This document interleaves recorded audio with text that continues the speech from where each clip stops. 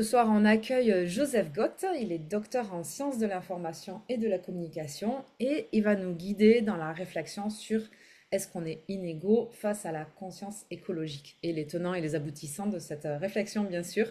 Et suite à l'intervention de Joseph, on aura l'occasion d'échanger ensemble sur ce sujet et vous pourrez lui poser toutes vos questions. Joseph, c'est à toi. Ok, merci beaucoup Johanna et bonsoir à toutes et à tous. Merci de vous être libérés dans cette soirée pour parler d'un sujet qui est pas forcément très rigolo, mais voilà, j'espère que vous y trouverez quelque chose à vous mettre sous la dent. Je vais reprendre avec vous en fait une présentation qui a fait l'objet déjà d'une première restitution à la journée qui organisait le sel avec Arocha, ou plutôt Arocha avec le sel à Lyon, le 15 novembre dernier. Et donc, le thème qui m'avait été donné pour cet atelier-là, c'était par rapport à l'inégalité dans la conscience écologique. Et donc, c'est la question que nous allons nous poser ce soir. Alors, pour les personnes qui ne me connaissent pas, donc je suis Joseph Cotte. Je suis ambassadeur, il se trouve, à Rocha France depuis, quelques années. Voilà, donc j'habite à Lyon, membre d'une église libre et il se trouve que, j'ai terminé aussi un doctorat en sciences de l'information et de la communication, donc une des disciplines des sciences sociales, qui s'intéresse, comme son nom l'indique, plutôt à tout ce qui va toucher à la communication et aux médias et je me suis plus particulièrement intéressé à l'étude de l'écologie politique, notamment le versant un peu plus, effondriste de l'écologie politique. Donc c'est pas le thème de ma présentation, ce soir. Peut-être qu'un jour il y aura d'autres occasions à ce propos, mais je dis ça simplement pour préciser que c'est plutôt, quelque chose d'annexe en fait à mes thèmes de recherche, même si, il y a des liens bien évidemment. Alors la question qu'on va tenter de d'éclaircir ce soir, c'est pourquoi certains individus semblent-ils plus sensibles à l'environnement et plus enclins à modifier leurs habitudes de vie, habitudes de vote en conséquence?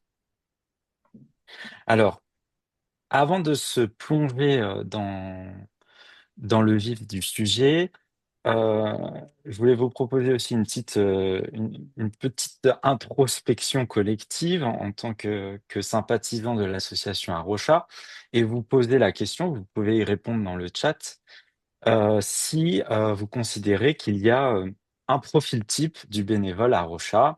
J'entends, un milieu social, un milieu d'église, un niveau de revenus, d'études, de profession.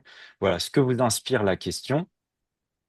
Peut-être qu'Arocha a des statistiques un petit peu, mais là, c'est plutôt, spontanément un peu de ce que vous pouvez en percevoir.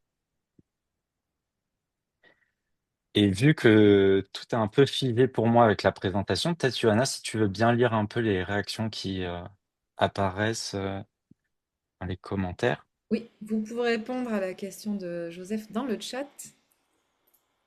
Pour l'instant, on n'a pas de réponse. Vous pouvez aussi prendre la parole de vive voix si vous préférez,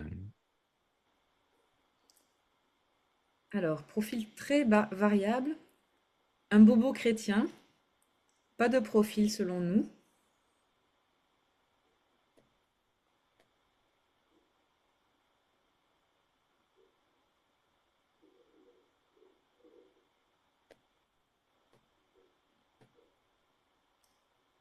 un homme de 50 ans qui a fait des études longues, OK, ne sait pas car il y a un biais d'échantillon étant donné que c'est un mouvement chrétien, c'est vrai. Au niveau religieux, il y a certainement une influence, ouais, sur la population qu'on va avoir. plutôt baptiste, catégorie socio-professionnelle supérieure, pas de profil spécial, ou un écolo historique depuis plusieurs générations, ancien scout, sensible au social, une personne attentive aux autres et qui aime la vie, catégorie socio-professionnelle supérieure. OK. Ben, il y a pas mal d'éléments, qui ont été mentionnés, qui recoupent, un peu la représentation que je peux m'en faire.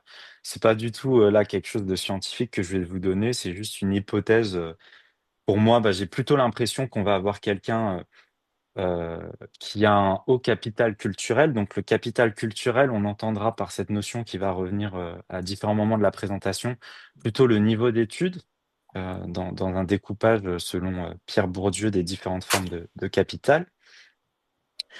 Côté Église, je dirais, et puis Johanna, peut-être tu me corrigeras, mais je dirais une surreprésentation des églises, on pourrait dire non charismatiques, réformées, baptistes, libristes, ménonites, églises de frères, au détriment peut-être d'églises plus charismatiques ou pentecôtistes. En termes d'affinité et de géographie, peut-être des personnes qui ont un lien à la nature particulièrement développé, une sensibilité naturaliste qui a peut se construire soit par un lieu d'habitation en milieu rural ou à proximité de grandes aires naturelles. Ça peut être une habitation principale ou secondaire. Et puis, je pense aussi, il faut malgré tout le reconnaître, même si on peut être mal à l'aise avec ce genre de réalité, on est plutôt sur une population de personnes blanches, il me semble, en grande majorité, ce qui n'est pas décorrélé non plus de ce que je disais par rapport au milieu d'église, mais aussi, en fait, ce qui est pas décorrélé de tendances qu'on peut observer de façon plus large dans pas mal de mouvements écologistes, même séculiers. Voilà, donc moi-même, je suis un peu le produit de ces dynamiques-là, pas sur tout, et vous ne l'êtes pas non plus sur chacun de ces traits dominants qu'on a pu mentionner. Mais je trouve qu'il est quand même important de savoir, d'être conscient quelque part de ces biais ou de ces choses parfois qu'on n'avoue pas parce que ça nous dit quelque chose malgré tout et ça peut nous aider à élargir l'espace de notre tente, et d'être particulièrement intentionnel pour ça, à l'avenir. Alors, hem, c'était une façon un peu de partager spontanément sur, la question finalement de heu, la conscience qui nous rassemble ce soir et aujourd'hui, on va plutôt, basculer sur des études qui ont été menées de façon plus rigoureuse en sciences sociales. Alors, de quoi est-ce qu'on va parler quand on va parler de sciences sociales? On pourrait parler des sciences sociales comme un ensemble de disciplines scientifiques qui vont étudier, et analyser les faits sociaux, les groupes humains, leurs structures sociales et leurs activités. Ce sont des disciplines qui cherchent à comprendre comment les individus interagissent entre eux et comment des groupes et des asymétries, des inégalités se forment et se maintiennent dans le temps. Et on va voir que la question des asymétries est très importante pour comprendre le sujet d'aujourd'hui. Alors, dans ces disciplines des sciences sociales, on retrouve un peu la sociologie comme discipline phare, mais aussi d'autres disciplines, l'anthropologie, la psychologie, la science politique ou encore ma discipline de rattachement, les sciences de l'information, de la communication. Ces sciences sociales, elles se démarquent d'une part parce qu'on connaît souvent sous le nom de sciences dures, les sciences naturelles, les sciences exactes, et puis d'autre part, elles se distinguent des sciences humaines, même si elles fonctionnent souvent en binôme. Sciences humaines qui sont plutôt là associées à la philosophie ou la littérature, par exemple. Et par rapport à ces disciplines-là, on n'est pas tout à fait sur les mêmes méthodes, notamment parce que les sciences sociales travaillent beaucoup par l'observation participante, l'entretien ou encore plutôt par le traitement de données statistiques. Alors, je le disais tout à l'heure, je n'ai pas mené moi-même d'études poussées sur les inégalités dans la conscience écologique. En revanche, je suis allé, faire un peu un état de la littérature par rapport à différents articles relativement récents. On peut voir que c'est un sujet qui, intéresse beaucoup et il y a une littérature croissante à ce propos. Donc je vais m'attarder sur 6 articles, chacun, rendant compte d'une étude empirique. Donc on est à chaque fois sur des données de terrain qui sont, racontées par un chercheur ou des chercheurs et qui présentent des résultats. Ces résultats émanent soit d'un travail d'entretien, soit d'observation de terrain, mais aussi de questionnaires et de traitement de données statistiques. Et simplement, donc je vais essayer de basculer des grandes dynamiques qui reviennent, dans dans ces articles-là. Parfois, il y a des choses qui vont peut-être venir nous chercher, nous travailler. Peut-être qu'il y aura tout ne sera peut-être pas, agréable à entendre. En tout cas, je voulais juste vous assurer que je fais pas cette présentation pour accuser qui que ce soit, simplement pour essayer de fournir des éléments de compréhension. Alors, il y a deux notions qui sont importantes pour poser les bases, euh, qui sont pas des notions forcément euh, tout à fait sur l'idée de la conscience écologique, mais on va voir que ce sont des notions importantes puisque la conscience écologique s'appuie sur des inégalités de façon plus large dans le vécu par rapport à l'environnement. Donc, première notion, celle d'inégalités environnementales, donc définies par le bulletin officiel comme les inégalités observées entre populations ou entre groupes sociaux quant à leur accès aux ressources environnementales, quant à la qualité de leur cadre de vie et quant à leur exposition aux nuisances et aux pollutions, ainsi qu'aux risques naturels et technologiques. Donc ça, c'est plutôt la première, un premier versant plutôt négatif, et le versant positif, le contraire, ce serait la justice environnementale, le principe selon lequel tous les êtres humains ont le droit d'une part à être protégés des pollutions, des atteintes causées à l'environnement et des conséquences de celles-ci sur leur santé, et d'autre part de bénéficier d'une application équitable des lois et règlements relatifs à l'environnement. Je profite de cette slide-là pour préciser que je vais plutôt me concentrer sur le contexte français. On peut éventuellement étendre aux amis belges et suisses, mais voilà, je ne serai pas forcément sur les inégalités à l'échelle, par exemple, des pays du Sud global et du Nord global. On ne sera pas sur cette grande échelle. On sera plutôt sur les inégalités qui persistent au sein même, par exemple, de la société française. Évidemment, il y aura des choses qui seront extensibles par rapport à d'autres contextes. Alors, je voulais prendre comme point de départ, pour entrer dans le vif du sujet, un slogan que l'on a entendu à l'occasion de la crise des Gilets jaunes. Le slogan étant «Fin du monde, fin du mois, même combat». Et il va s'agir en fait d'interroger cette possibilité-là, finalement, d'allier à la fois fin du monde, là, à comprendre finalement comme la préoccupation écologique, et fin du mois, la préoccupation économique de subsistance matérielle, celui de réussir à payer ses factures, à tenir son budget quand on a de faibles moyens. Et je ne sais pas si vous vous souvenez quel était le point de départ des Gilets jaunes. Peut-être que quelqu'un peut nous éclairer de vive voix ou dans le chat. Quel a été un peu Et le... les 80 km/h sur l'autoroute, sur les routes qui avaient L'augmentation du prix du le carburant. maire de Le prix du carburant. Tout à fait. Donc, c'est vrai qu'on peut relier donc ces deux Taxe mesures CO2. gouvernementales. Oui, La taxe CO2. voilà.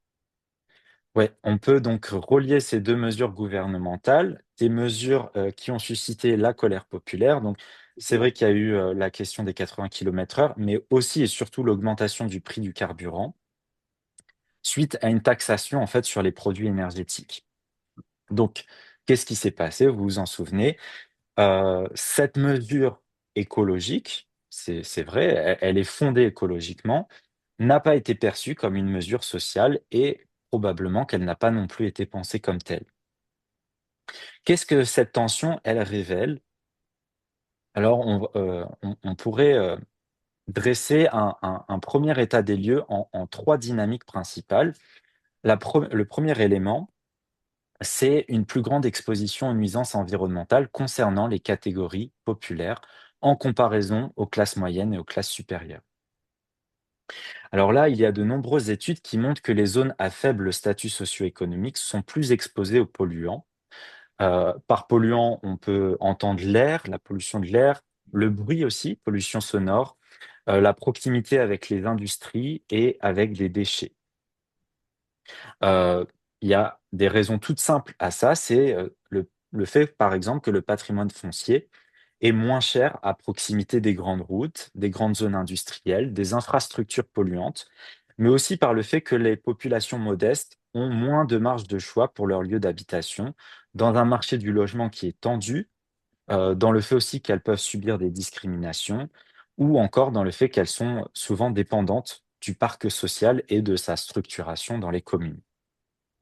Donc concrètement, on va avoir des classes populaires qui vivent le plus souvent dans des logements qui sont mal isolés, qui sont proches en plus d'axes bruyants, avec pas toujours du double vitrage, rarement de la climatisation, une ventilation qui n'est pas toujours de qualité.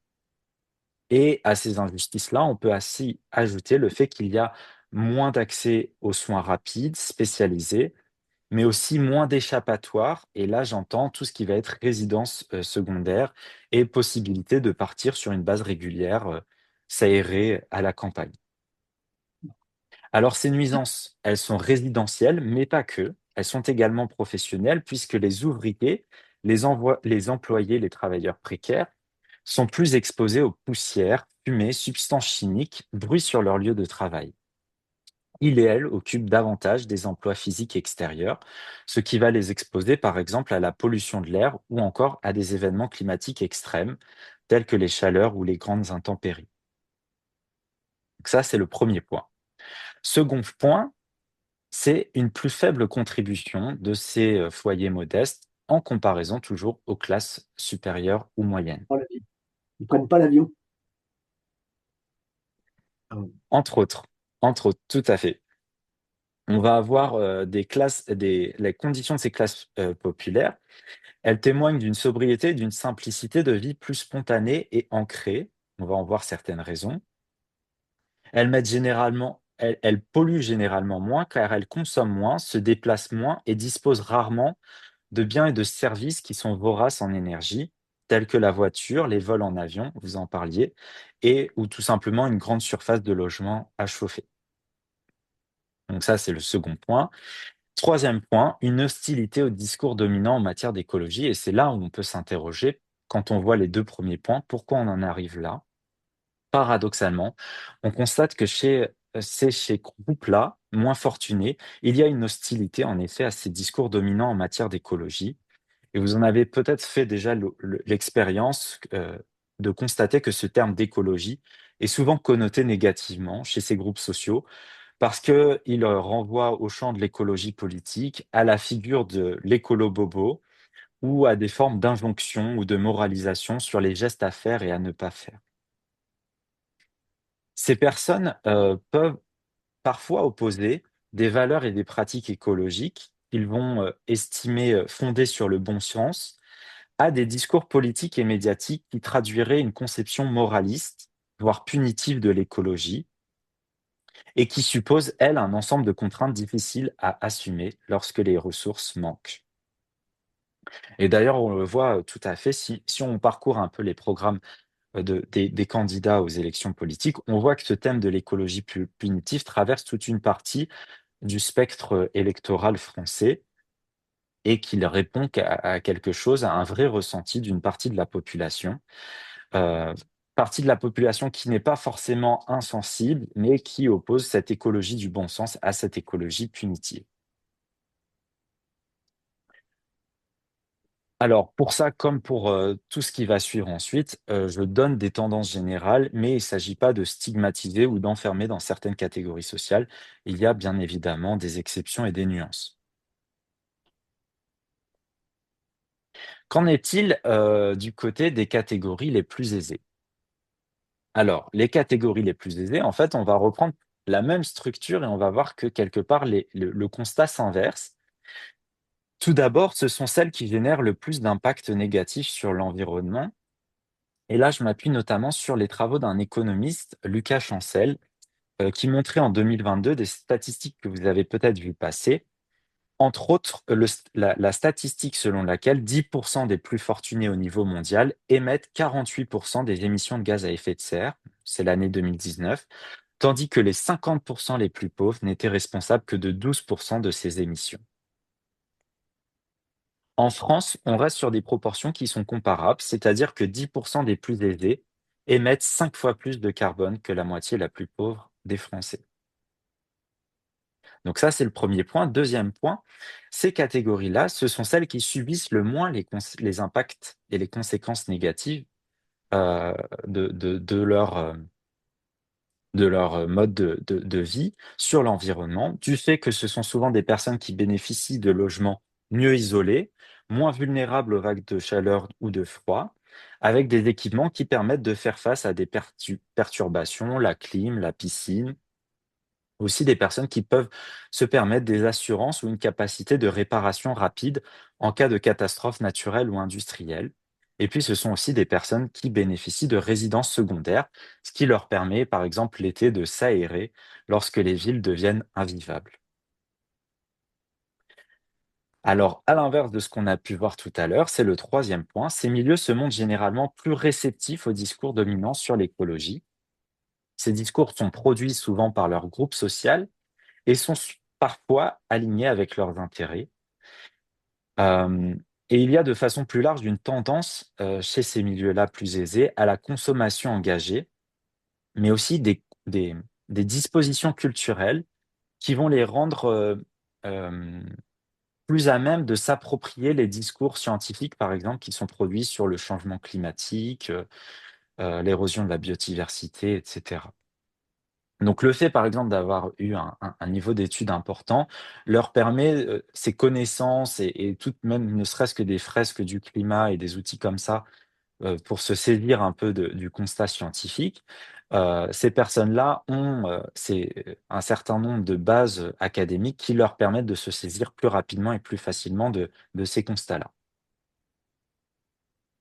Et donc si on met cette diapositive en parallèle de cette diapositive, on voit qu'il y a évidemment quelque chose d'injuste et ça, je trouve que ça ressort fortement lorsque j'ai pris connaissance de ces éléments, avec un sentiment d'injustice qui peut se jouer à 3 niveaux. Le premier niveau est donc du point de vue des classes populaires, ça va être de ne pas pouvoir profiter d'un confort de vie argenté et hautement carboné, donc de ne pas pouvoir profiter d'une vie, vorace, sur le plan, énergivore par exemple. La deuxième inégalité, ça va être celle de subir de plein fouet les conséquences des dégradations environnementales, des dégradations qui sont causées majoritairement, statistiquement, par d'autres. Et enfin, l'inégalité et la triple peine quelque part, c'est aussi que ce sont, ces populations-là qui font souvent, le plus l'objet d'une pression par rapport au fait d'écologiser leur mode de vie. On va demander à ces classes populaires de changer leurs pratiques, leurs voitures, leur chauffage, leur alimentation, sous la menace qui ne se dit pas toujours, mais qui est souvent là, d'une stigmatisation morale. Ils n'en font pas assez. Et malheureusement, on sait que cette pression-là, ils n'ont pas toujours les moyens d'amortir les coûts, par exemple, d'abandonner une voiture diesel pour une voiture, par exemple, hybride ou électrique.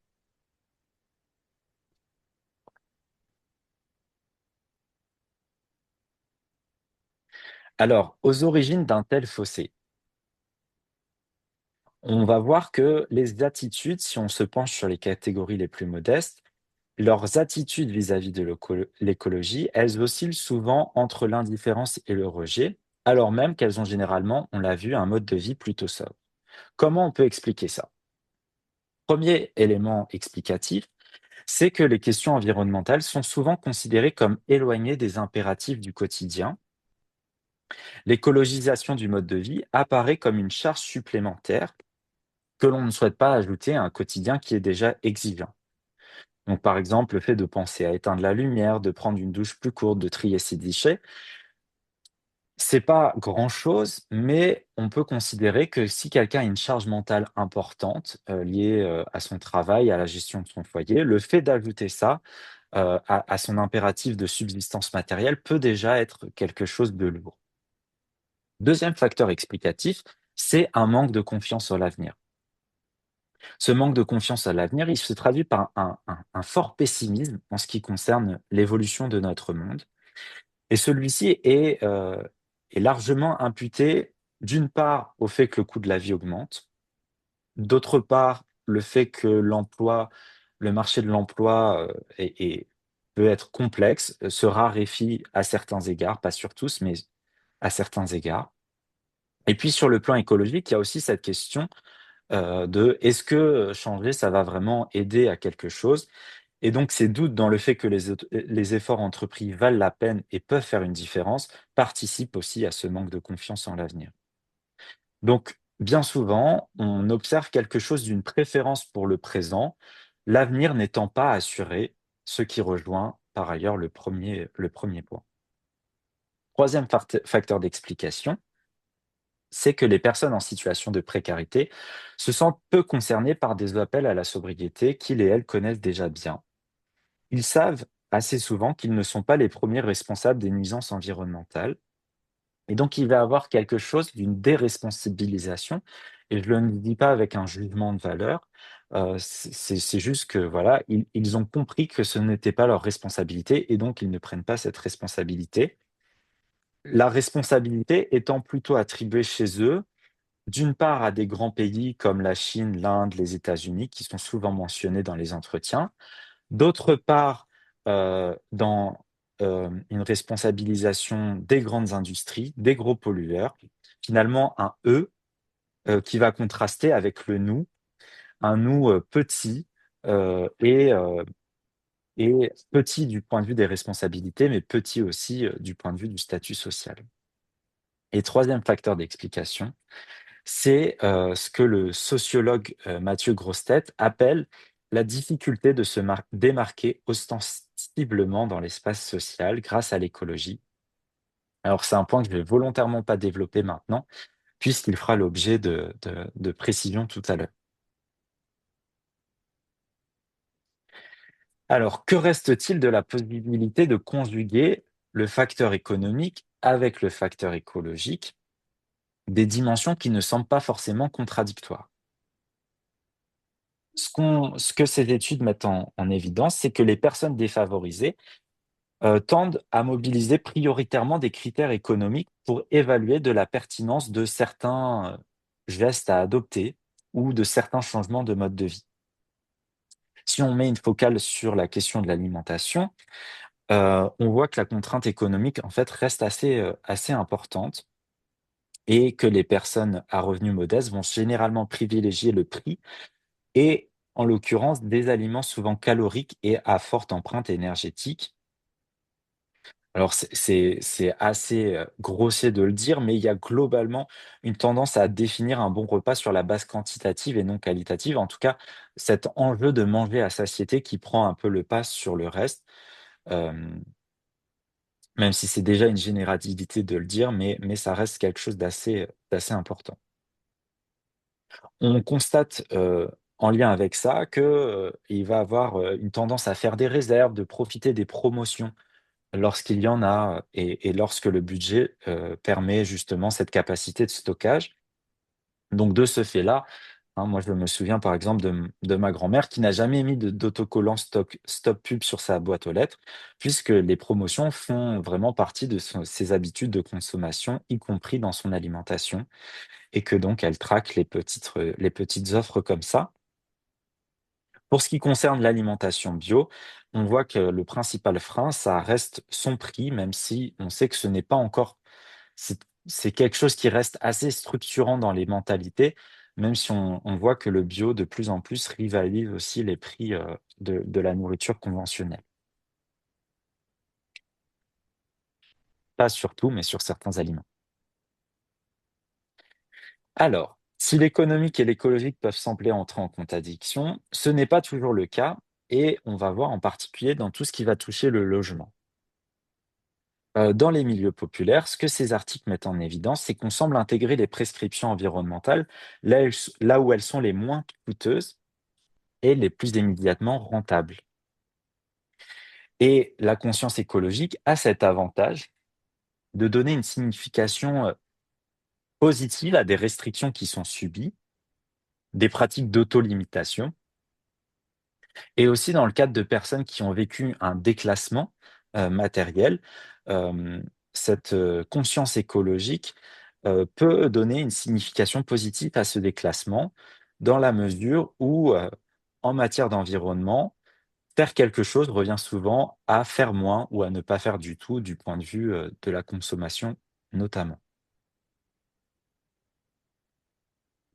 Sur la question du logement, ce qu'on observe, c'est que les personnes des milieux populaires sont assez sensibles aux gestes écologiques qu'on pourrait dire invisibles, c'est-à-dire ceux qui sont opérés dans l'espace privé dans le foyer.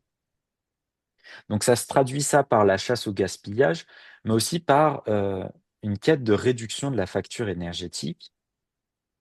Et on va avoir des personnes en entretien, par exemple, qui racontent qu'elles n'ont pas eu besoin d'attendre les injonctions gouvernementales de se chauffer à 18 degrés pour savoir qu'il fallait mettre un pull quand il faisait froid et pour ne pas chauffer trop. Alors la difficulté de cette forme de sobriété spontanée ancrée chez ces milieux-là, c'est qu'il s'agit de gestes qui ne sont pas toujours visibles dans l'espace social, car bien souvent restreints à l'espace domestique. Et c'est en ce sens-là on peut dire, en reprenant une citation d'un article, que les classes populaires glanent moins de profits symboliques de l'écologie que les groupes privilégiés.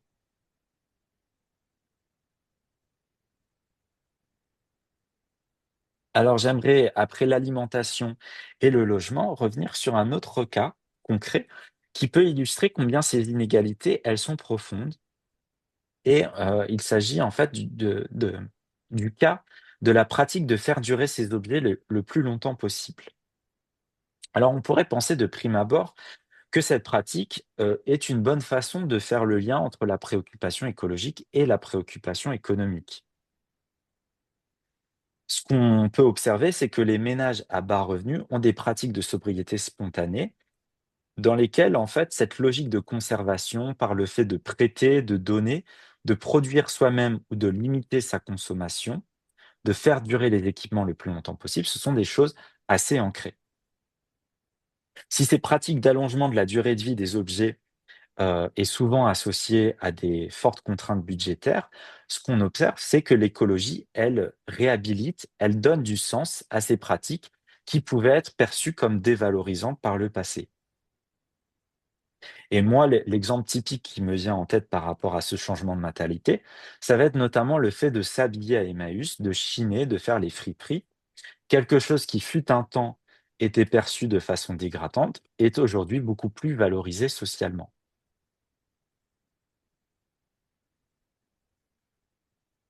Donc c'est en son sens aussi en voyant, des classes, plus aisées, développer ces pratiques de seconde main, on pourrait penser qu'un rapprochement est possible.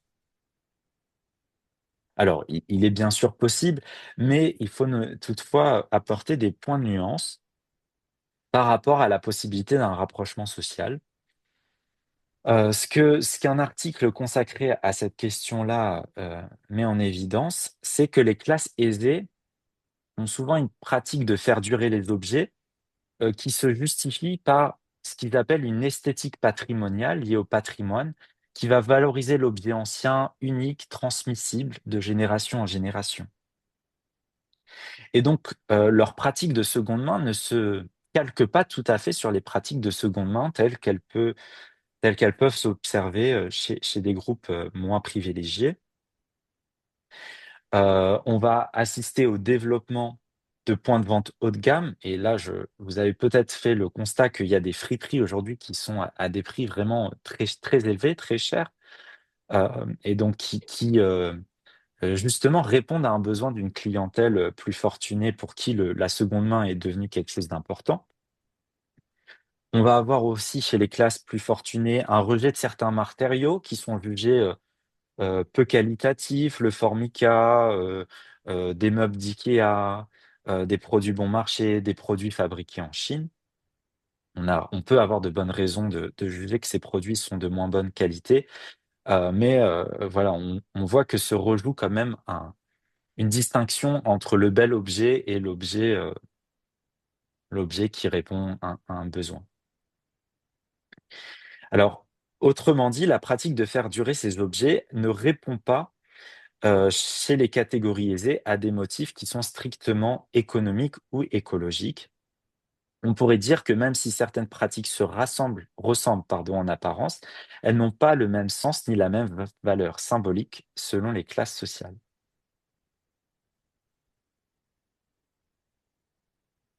Et c'est à cet égard que le concept de distinction, concept plutôt sociologique, qui a été théorisé en premier lieu par Pierre Bourdieu, est intéressant.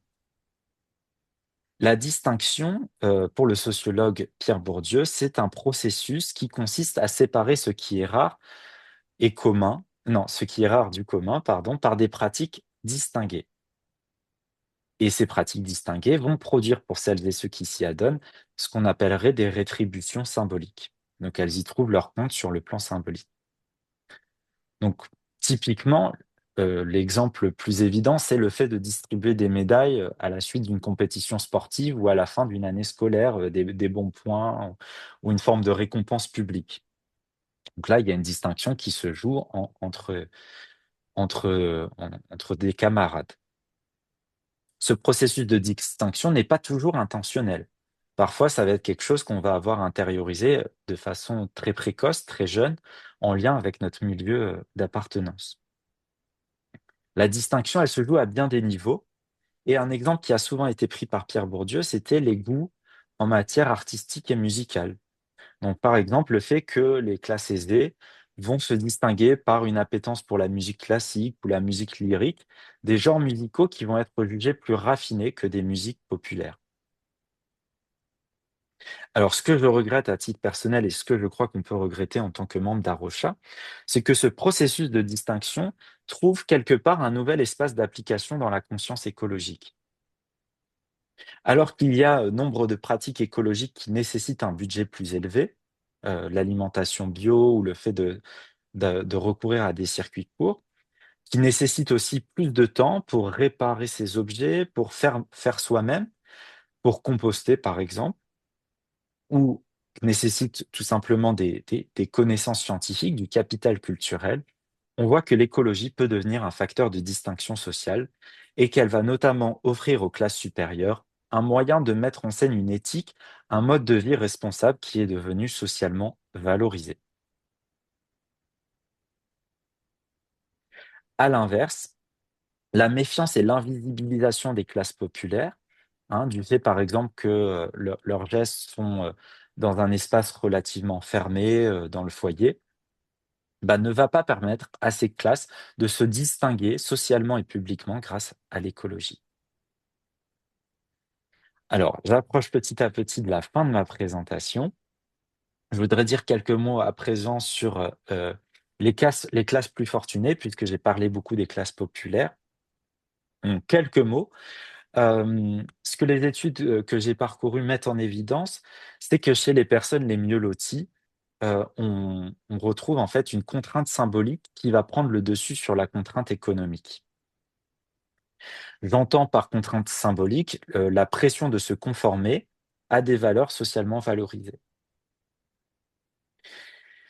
Or, les pratiques écologiques qui sont associées à ces classes sociales, euh, en fait, ce qu'on va voir chez les personnes les plus fortunées, le fait par exemple de pouvoir installer des panneaux solaires sur son toit, de passer à une voiture hybride, ce sont des gestes qui donnent globalement une bonne visibilité publique, qui se démarquent, qui se donnent à voir publiquement dans l'espace social. Donc ça, c'est un premier trait important et qui fait contraste avec ce qu'on a vu avec les classes moins fortunées. Un deuxième aspect, c'est le fait qu'il y a quelque part une continuité avec des personnes pour qui la consommation était souvent associée au bien-être. Et donc, quelque part, même s'il y a des changements qui s'opèrent grâce à l'écologie, la logique de prendre soin de soi préexiste et va se déplacer sur de nouvelles façons de prendre soin de soi. Donc, par exemple, de manger bio pour sa santé, de vivre dans un logement rénové pour le confort thermique, de consommer local pour la qualité de vie, de ralentir son rythme de vie pour réduire le stress. Tout ça, donc, montre qu'il y a quelque part un terreau favorable au fait d'avoir une consommation consciente, on pourrait dire, puisque c'était déjà, ça résonnait déjà à des habitudes et des mentalités en place, chez ces milieux-là. Avant de conclure, je souhaiterais aussi apporter quelques petits points de nuance à ces grandes tendances que j'ai pu, esquisser. Premier point de nuance, c'est qu'il y a de nombreuses personnes, bien sûr, issues des couches fortunées, pardon, qui affichent un profond désintérêt pour la chose environnementale. C'est particulièrement vrai des personnes qui vont être économiquement privilégiées, mais qui n'ont pas toujours un capital culturel, scolaire important. Donc pour le dire, plus simplement, ça va être des personnes qui ont un haut niveau de revenus, mais pas nécessairement un haut niveau d'études. Toujours dans ce sens-là, chez les couches les plus aisées, les injonctions environnementales ne sont pas toujours perçues comme conformes aux intérêts matériels immédiats, ni même au goût de certains, qui, sont attachés à des biens de consommation ostentatoires. Alors poussé à l'extrême, ce seraient les yachts, les jets privés, voilà, qui restent un marqueur de réussite, de distinction sociale. Mais aussi, on pourrait penser au fait de pouvoir aller, faire des voyages au bout du monde, par exemple, et de publier des choses sur Instagram, tout ça, sur les réseaux sociaux de ce voyage-là, qui malgré tout reste une possibilité qui n'est pas offerte à tout le monde.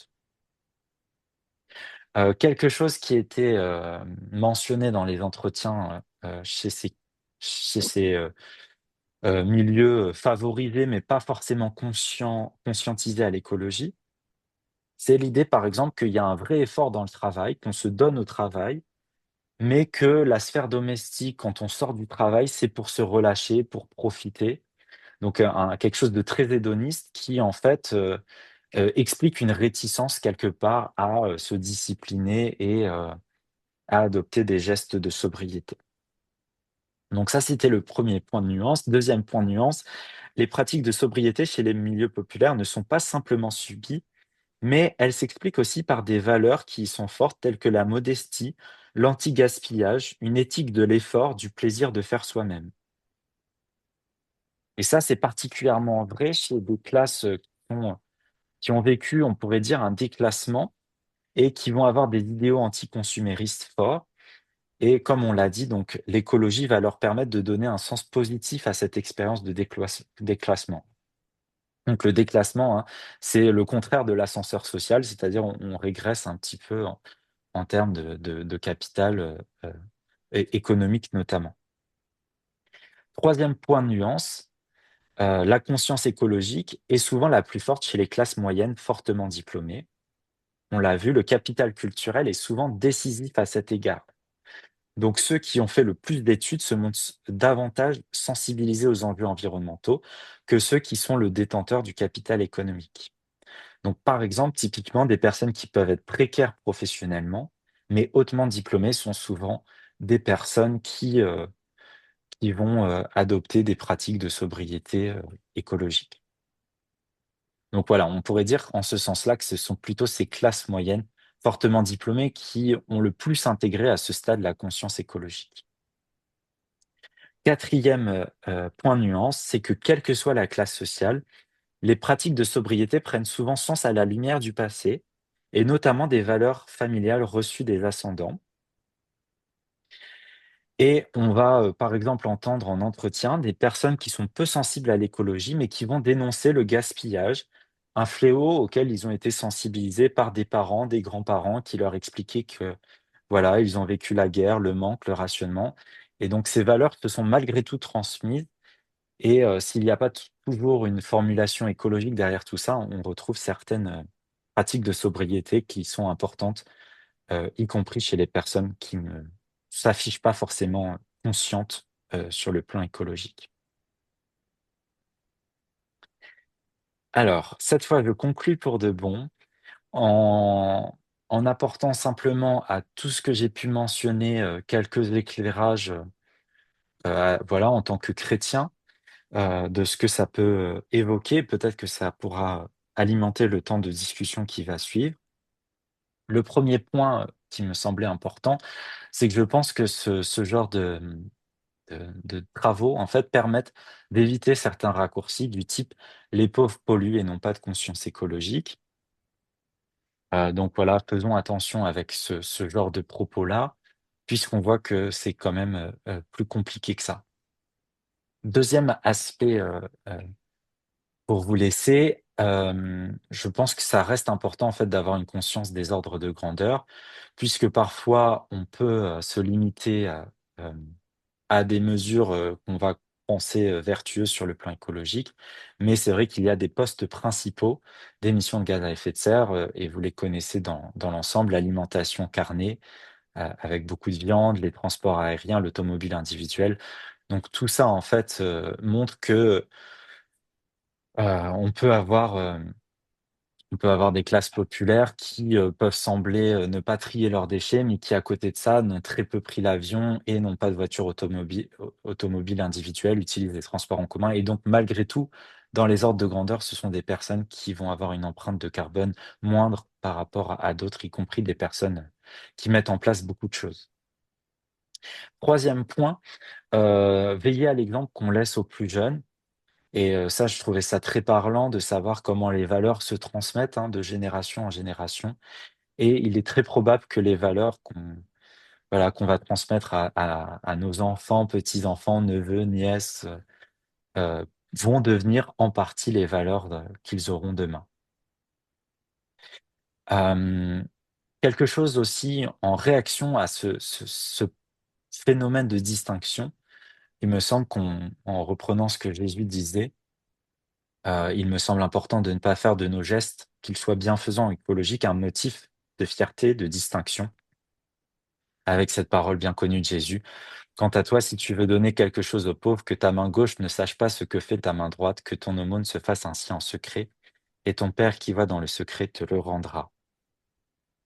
Et enfin, un dernier point qui me semble voilà, vraiment ressortir de cette présentation, c'est de s'engager contre les inégalités plus profondes que cette crise environnementale en fait révèle, pour éviter que ces frontières sociales soient reconduites via l'écologie. Et donc, il me semble qu'il ne faut pas, en tant que chrétien, nier qu'il y a des distinctions sociales, hein. Il faudrait pas, mal comprendre en prolongeant, le verset selon lequel il n'y a plus, ni homme, ni femme, ni juif, ni grec. Penser que voilà, on sait que dans l'Église, il y a des personnes pauvres, il y a des personnes riches, il y a, toutes les couches sociales sont plus ou moins représentées selon l'Église dans laquelle on va, mais voilà, il y a des distinctions qui sont réelles, des conditions qui sont réelles et c'est à nous aussi de travailler pour que ces différences, soient, nivelées quelque part et que nos églises deviennent des espaces où on prenne ça au sérieux, où on travaille sur ça et que voilà, en paraphrasant aussi la lettre de Jacques, que voilà, le pauvre puisse être élevé, le riche puisse être abaissé et qu'on puisse, vivre une forme de nivellement social qui est, déjà, je pense, un bon témoignage de la puissance, de l'évangile.